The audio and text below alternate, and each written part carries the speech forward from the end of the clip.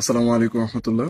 আমি রাইসুল ইসলাম স্বাধীন, CEO and instructor, basic force academy. আজকে আমরা আলোচনা করব রসায়ন 4th চ্যাপ্টার নিয়ে। পর্যায় সারণী। পর্যায় সারণীর মধ্যে যতগুলো পর্যায়িক ধর্ম আছে, এর মধ্যে অত্যন্ত গুরুত্বপূর্ণ একটি টপিক হলো তড়িৎ ঋণাত্মকতা অথবা ইলেকট্রোনেগেটিভিটি। তাহলে তড়িৎ ঋণাত্মকতা বা ইলেকট্রোনেগেটিভিটি বলতে কি বোঝায়?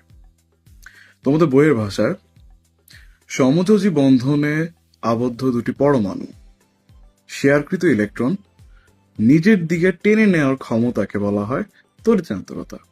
অর্থাৎ দুটি পরমাণু যদি নিজেদের মধ্যে দুটি ইলেকট্রন শেয়ার করে, এখন এই শেয়ারকৃত ইলেকট্রনটা এই পরমাণু ইউজ করতে পারবে, এই পরমাণু ইউজ করতে পারবে, কিন্তু দেখা যায় দুটির মধ্যে কোনো একটি নির্দিষ্ট পরমাণু ওই ইলেকট্রন নিজের দিকে টেনে নেওয়ার একটা প্রবণতা দেখায়।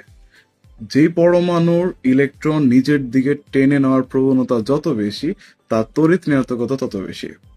এখন অ্যাসিড পরীক্ষার সময় এই তড়িৎ ঋণাত্মকতার মানগুলো কিন্তু বিভিন্ন সময় আসে, কিন্তু বই সরাসরি উল্লেখ নেই। তাহলে আমরা কিভাবে মনে রাখবো কোন মৌলের তড়িৎ ঋণাত্মকতা কত?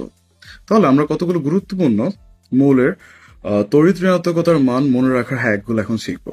1 নাম্বার, পর্যায় 2 অর্থাৎ পর্যায় 2 এর মধ্যে আমরা যে সকল মৌল দেখি সেগুলো হলো lithium, beryllium, boron, carbon, nitrogen, oxygen এবং ফ্লোরিন। এখন এটা মনে রাখা যায় কিভাবে? লিথিয়ামের তড়িৎ ঋণাত্মকতার মান 1 এবং এর পরবর্তীতে দ্বিতীয় পর্যায়ে যতগুলো মৌল আছে প্রত্যেকের তড়িৎ ঋণাত্মকতার সাথে যদি আমি 0.5 যোগ করি তাহলে খুব ইজিলি সবগুলো মনে রাখা যাবে। অর্থাৎ lithium 1, beryllium 1.5, boron 2, carbon 2.5, nitrogen 3, oxygen 3.5 এবং ফ্লোরিন 4। এবং ফ্লোরিনের তড়িৎ ঋণাত্মকতার মান পর্যায় সারণীতে যত মৌল আছে তার মধ্যে সব থেকে বেশি। এবং এভাবে খুব সহজে আমরা দ্বিতীয় পর্যায়ের মৌলগুলো তড়িৎ ঋণাত্মকতার মান মনে রাখতে পারি।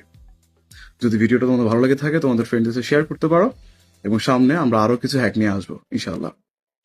ভালো থেকো, আসসালামু আলাইকুম।